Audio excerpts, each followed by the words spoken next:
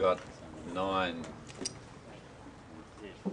climate campaigners who aim to make this country the world leader in tackling climate change and taking up the new reality, which is those countries which get the ecological lead will have the strongest economies and the biggest job growth and the best export income and the best investment and the best reinvigoration of small business, and that includes rural and regional business. So here we go, and these 9 folk you're looking at here are not 9 pins for the coal industry to strike, but we're 9 people to promote Australia as a world leader in tackling climate change.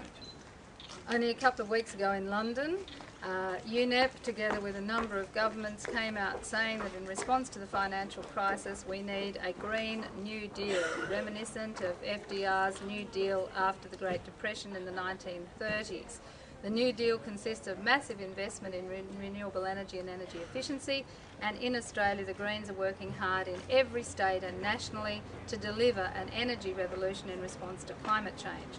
Nationally, we have a gross feed-in tariff bill before the Senate. It is what the country needs to enable everyone to be a renewable energy producer. And we're looking forward to what we can do right around the country as the Australian Greens to support a nationally consistent gross feed-in tariff. However, at the state level, we've got MPs working not only in relation to the gross feed-in tariff, but lots of climate policies. The most recent is in the ACT. I'll hand over to Shane Rattenbury, newly elected member in the ACT. Thanks, Christina. The Greens have just had a record result in the ACT, no doubt fuelled by people's concern about climate change. As a result, we've been in the balance of power and we've supported the Labor Party to form government, but in return for that, they've given a number of major concessions on climate change, including having a climate change impact analysis of all new pieces of legislation. We'll be getting a legislated greenhouse gas target in the ACT, so that we've got a legislated basis to reduce our emissions, and we'll be having a big boost in renewable energy and energy efficiency for homes in the ACT. Great, and in South Australia, Mark Parnell had a key role to play in the debate as South Australia introduced a feed-in tariff. Unfortunately, that tariff is only a net tariff, and South Australia is one of the main problems in blocking a national gross feed-in tariff. Mark. We were the first state, and we were quite proud to have the first feed-in tariff, but I've got to tell you we got it wrong. We made it net rather than gross. We limited it to very small solar voltaic systems, and even though the Greens in Parliament did our best, we extended it from 5 years to 20 years. We included some small businesses with panels on their roofs. We need to go much further, and if the state government's not prepared to step up to the plate, then we agree. Let the federal parliament legislate nationally for a gross feed-in tariff that includes all renewable energy, not just the solar panels on household roofs. Lots was heard in the Western Australian election campaign in particular about the initiative in Western Australia for a feed-in tariff. But once again, what was reported is not quite the reality. Paul, can you tell us about WA? Sure, Christine. The West Australian government the new West Australian government, the Liberal National government, came into power on the basis of royalties for regions. What they really wanted to see was wealth generation or money spent in our regional areas. Well, the best possible way to get large-scale wealth generation in our regional areas is to invest in renewable technologies that farmers and communities can become party to. Instead, the West Australian government has chosen a gross feed-in tariff, but it only applies for 4 years, and it only applies for small-scale solar systems. What we're saying is that we need a complete reworking of the feed-in tariff so that we adopt the Greens national approach, which is a feed-in tariff that pays you for everything, all the energy that you produce, and it applies to all technologies at all scales.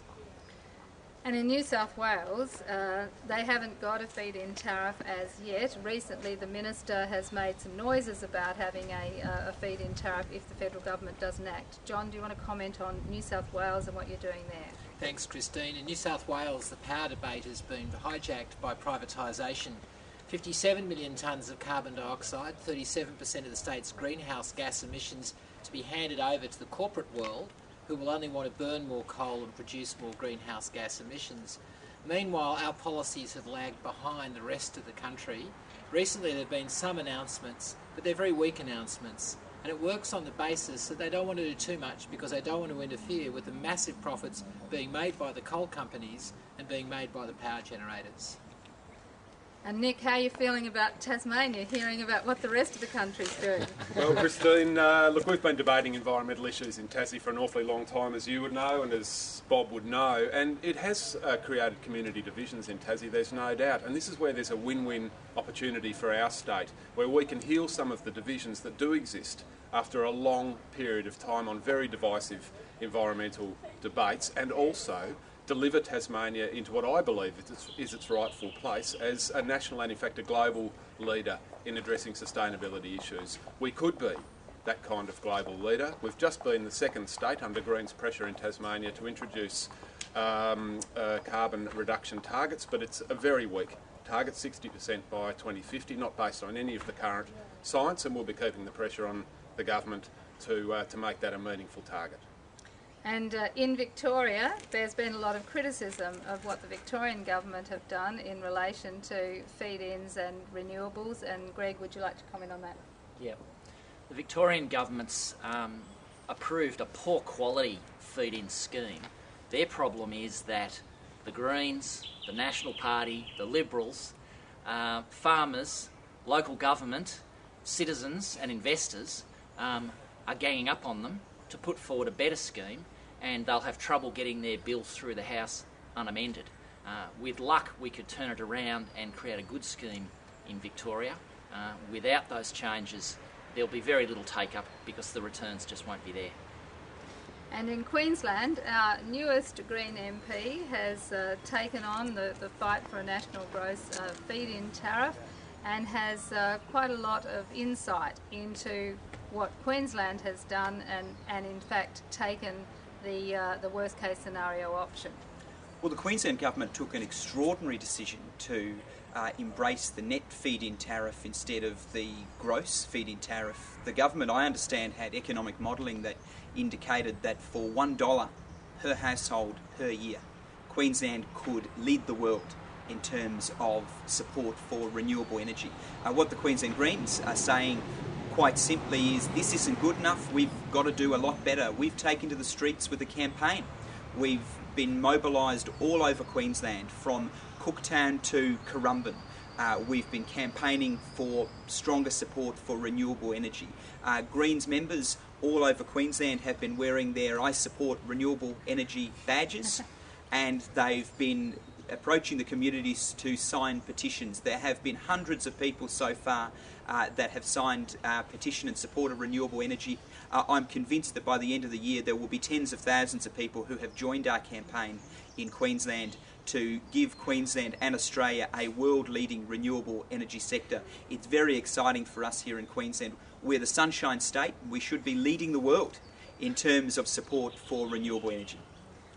Right, so there you have it, the Green New Deal, and quite clearly for anyone who's thinking about voting Green, when you vote Green at any level, from local government through to state to federal, and work with the global Greens, you get the whole package, because at local government we're campaigning in Victoria right now for local governments to get more strongly behind energy efficiency, renewable energy imperatives in their local communities. At the state level, everyone's behind doing more, a rigorous national target to reduce emissions. Currently the Greens are saying we need to get to net carbon zero as soon as is feasible, with a 40% reduction on 1990 by 2020.